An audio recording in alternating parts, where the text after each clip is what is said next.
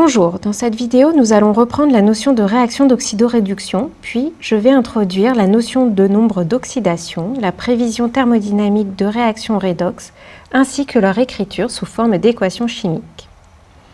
Même si nous les avons vues dans la vidéo d'introduction, rappelons les définitions. Un oxydant est une espèce capable d'accepter un ou plusieurs électrons. Un réducteur est une espèce capable de céder un ou plusieurs électrons.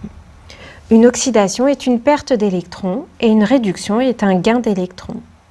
L'oxydant et le réducteur, présents dans une équation de réduction ou d'oxydation, forment un couple redox. Les couples redox sont notés de la manière suivante, l'oxydant à gauche et le réducteur à droite. Ne trouvez-vous pas étrange que la réaction caractérisant le gain d'électrons se nomme réduction ? En fait, c'est très logique. Lors de la réduction d'une espèce, un élément constituant de cette espèce subit une diminution de son nombre d'oxydation. Réciproquement, lors de l'oxydation d'une espèce, un élément constituant de cette espèce subira une augmentation de son nombre d'oxydation. Mais qu'est-ce que ce fameux nombre d'oxydation ou degré d'oxydation d'un atome ? C'est la charge fictive portée par cet atome si les électrons de liaison étaient attribués aux éléments les plus électronégatifs. Attention, le degré d'oxydation est une grandeur algébrique notée en chiffres romains pour éviter toute confusion avec la charge réelle. Maintenant, regardons de plus près comment établir le degré d'oxydation en appliquant cette définition et quelques règles. Représentez tout d'abord la structure de Lewis des espèces covalentes en faisant apparaître tous les électrons de valence. Calculez la charge fictive. Je vous rappelle que la charge fictive est la différence entre le nombre d'électrons de valence de l'atome et le nombre d'électrons attribués à la suite de la répartition des électrons. Pour cela, déterminez le nombre d'électrons de valence de l'atome considéré, c'est-à-dire le nombre d'électrons sur la dernière couche électronique partiellement ou totalement remplie. Identifiez le nombre d'électrons attribués à la suite de la répartition des électrons suivant l'électronégativité des atomes voisins de l'élément considéré. En effet, si l'atome voisin est un élément de même nature ou de même électronégativité, les électrons sont répartis équitablement le long de la liaison. Si l'atome voisin est un élément d'électronégativité différente, les électrons sont alors attribués à l'atome de plus grande électronégativité. Enfin, le degré d'oxydation d'un élément est calculé en appliquant la conservation de la charge. Autrement dit, la somme totale des degrés d'oxydation est égale à 0 pour une molécule ou à la charge totale pour un ion. Il existe une règle simplifiée pour des molécules simples, inorganiques, consistant à poser que le degré d'oxydation relatif à l'hydrogène est plus 1 et celui relatif à l'atome d'oxygène moins 2. En appliquant la conservation de charge au sein de l'espèce, il est alors possible de déterminer le degré d'oxydation de l'élément considéré. Attention, cette règle ne marche pas à chaque fois. Maintenant, prenons un exemple. Déterminons le degré d'oxydation d'un carbone de la molécule d'éthanol. Représentons la forme de Lewis de la molécule d'éthanol. Intéressons-nous au carbone porteur du groupement alcool. Les atomes voisins du carbone sont l'atome d'hydrogène et d'oxygène. Nous savons que l'oxygène est plus électronégatif que le carbone, qui est plus électronégatif que l'hydrogène. Représentons les électrons composant la liaison et identifiant le nombre d'électrons attribués à la suite de la répartition des électrons suivant l'électronégativité des atomes voisins de l'élément considéré.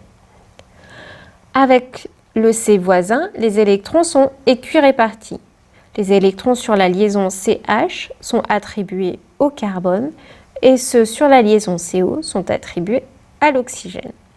De cette façon, le nombre d'électrons que l'atome de carbone considéré partage avec ses voisins est égal à 5. De plus, le carbone possède 4 électrons de valence. Ainsi, le degré d'oxydation du carbone considéré est 4-5, c'est-à-dire -1 écrit en chiffres romains. Les couples redox sont caractérisés par un potentiel standard E0. Plus le potentiel standard est élevé et plus l'oxydant du couple est dit fort, alors que le réducteur est quant à lui faible. Réciproquement, plus le potentiel standard est faible et plus le réducteur du couple est dit fort, alors que l'oxydant est quant à lui dit faible. Représentons quelques couples sur une échelle de potentiel. Si dans un système plusieurs oxydants ou réducteurs sont présents, la thermodynamique prédit que l'oxydant le plus fort réagira avec le réducteur le plus fort. Cette réaction peut être représentée par un gamma, ici représenté en rouge. Ceci n'est vrai que si la réaction n'est pas limitée par la cinétique, bien sûr. Regardons maintenant comment mettre en équation une réaction d'oxydoréduction entre un réducteur RED1 et un oxydant OX2. Écrivons la réaction d'oxydation du réducteur RED1 qui représente la première demi-équation et la réaction de réduction de l'oxydant OX2 qui représente la deuxième demi-équation.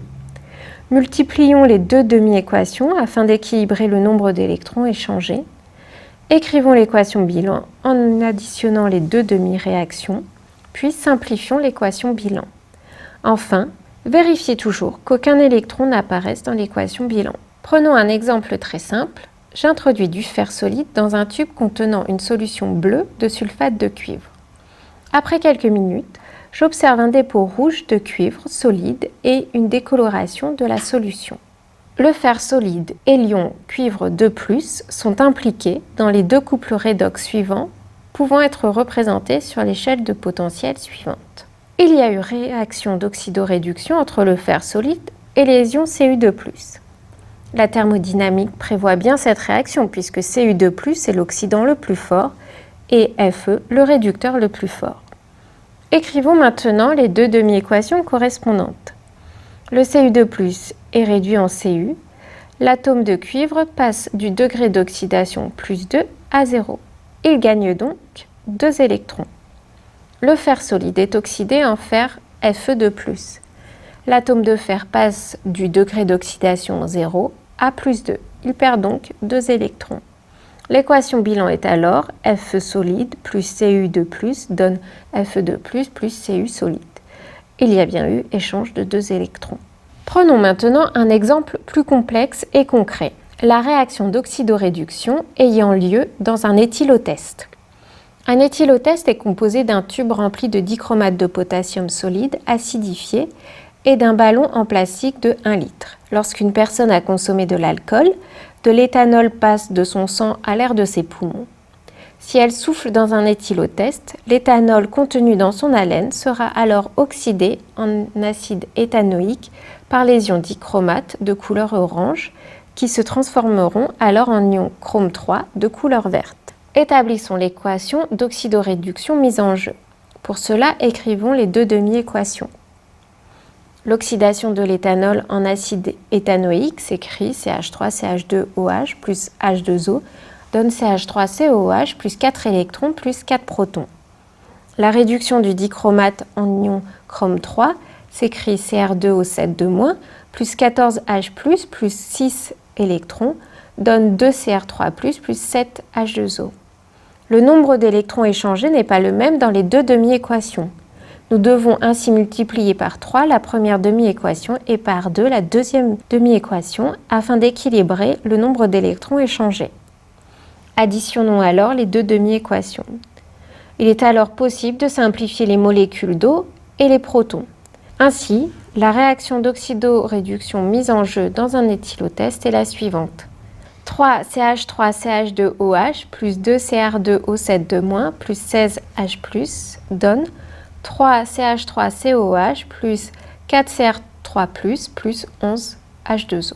En conclusion, dans cette vidéo, nous avons vu comment identifier un réducteur et un oxydant, comment calculer un degré d'oxydation et comment écrire une équation redox.